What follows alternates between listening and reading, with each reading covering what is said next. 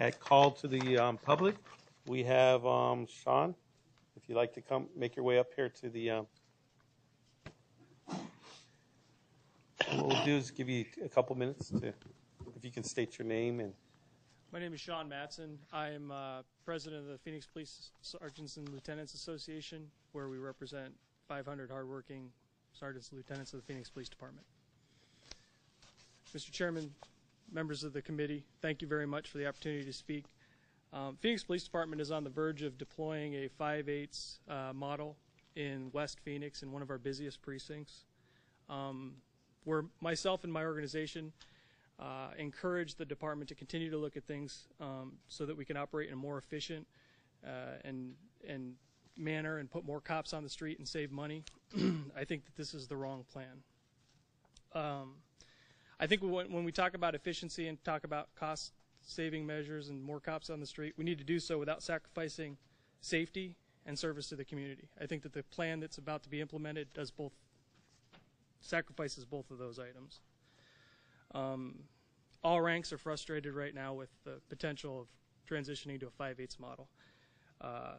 Last time the Phoenix Police Department saw a 5/8 model was back in 1985. I think we'll be rolling back the clock. The current plan, from what I've seen of it, because I haven't seen all of it, would require officers to work one extra day. With that one extra day, that means one extra meal break, loading and unloading a vehicle, briefing time, and administrative responsibilities, which amounts to about 3 hours worth of work, police work that the taxpayers are paying for, but they're not getting the product of police work for. Also, the current plan, from what I've seen, is going to carve out 3 sergeants and approximately 10 officers from every precinct that it would deploy in. So where it's being sold to members of the department and members of the community, where we're going to add extra cops, I haven't seen that yet. I've only seen where it's taking cops away. Currently, the members of the Phoenix Police Department have acted under the mantra in the city of Phoenix to do more with less.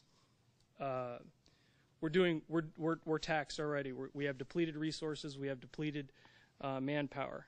When people call 911, they want a cop. Regardless of boundaries, regardless of buildings, they want a cop there. I think the current plan sacrifices the officers that are on the street for the sake of,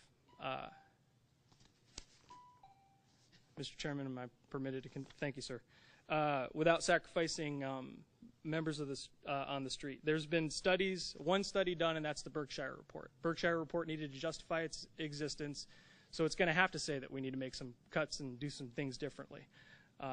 There's a myriad of studies, one of which the city of Phoenix did, entitled the Community Profile and Trends Report, where just reviewing a few of the years, 1990, 2000, and 2013, our calls to service are declining.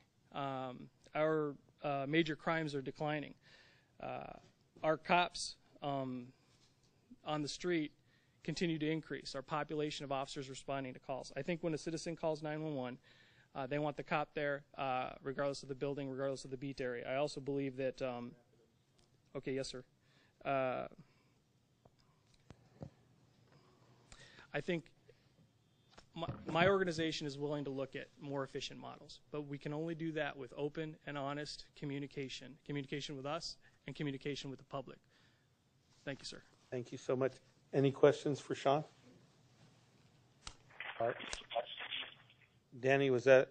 I don't think Mr. Chair, that was just that was called to the public. Right?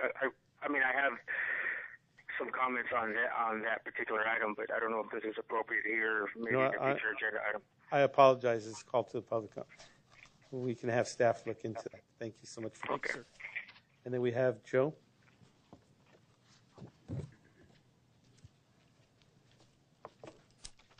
Good morning, Mr. Chair, members of the committee. Thank you. My name is Joe Clure. I'm a Phoenix police officer for 31 years. I'm also the elected president of the Phoenix Law Enforcement Association, which represents all rank-and-file police officers in the city of Phoenix.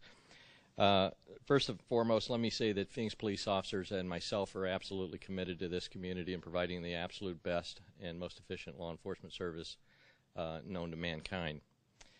I have to tell you, I'm here to speak on the 5-8 schedule. I also have to confess that I do not have a lot of information regarding that schedule because I was not invited or permitted to participate in the development or discussion phases of that proposal. So I can't really provide you any specifics as to what happened, but what I can talk about is the fact that I do have a lot of questions with regards to the efficiency and the effectiveness of a 5-8 deployment schedule in Phoenix. I was hired in 1982. We were on a 5-8 plan. We went, as stated earlier, to a 4-10 plan in 1985. Presumably this is for cost containment measures, which I fully understand and support. However, I think that people need to take a look at this Police Foundation study, which was recently completed on 8, 10, and 12-hour shifts. It has some very interesting findings in it. One is the increased cost in overtime as it relates to 8-hour shifts compared to 10-hour shifts. The study reveals that there's 4.78 hours of overtime greater on an 8-hour shift as opposed to a 10-hour shift. I did some simple math because that's all I know how to do with regards to this proposed pilot study. There are 159 officers on this study. If you do the math, it comes out to about a little over $1.4 million in additional overtime cost. Add that up per precinct, and I think you're going to have a problem. The other thing I'd like to talk about is the efficiency, as stated earlier by Sergeant Mattson. There's a loss of 2 to 3 hours per shift. This is documented in the study. That will equate to an equivalent of almost 5 officers' positions lost productivity for a year. The other problem I have with the shift is there must be a reason why we've been doing this for 30 years. Mr. Chairman, may I continue? Thank you. The advantage to the 410 shift, which is explained in this survey or this scientific study from Police Foundation, is that there's a overlap period which allows for maximum deployment of officers during maximum peak time calls for service. Whereas the 8-hour shift provides constant manning, but it doesn't address the issues of peak calls for service. It's in my opinion, a very substandard model of deployment of police law enforcement resources. I think that is evident by the fact that I did a little survey on the way into work today, checked with some of my counterparts around the Valley, and every single police agency in the Valley does 410 shifts. Glendale, Mesa, Tempe, DPS, Tucson, Surprise, Gilbert, Avondale, and the list goes on and on. Everybody does 410 shifts. They've been doing them for decades. There's got to be a reason. The only people that I could find that does... Yes, sir. One more minute. The only people I could find that did a deployment model as proposed was Dallas. And ironically, I spoke with my counterpart at the Dallas Police Association Tuesday, and he said that they're in the process of developing a committee to look to move to 410s. I think they've probably seen this study. The other thing, Berkshire, we had 15 public meetings, which I attended a vast majority of them. Overwhelming support for 410s. I think the community understands the advantages of a 410 deployment over a 5-8 deployment. The other thing that I'm very proud of is we have tremendous support from the community.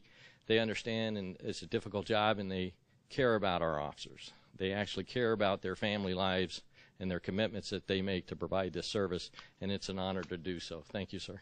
Thank you, Joe.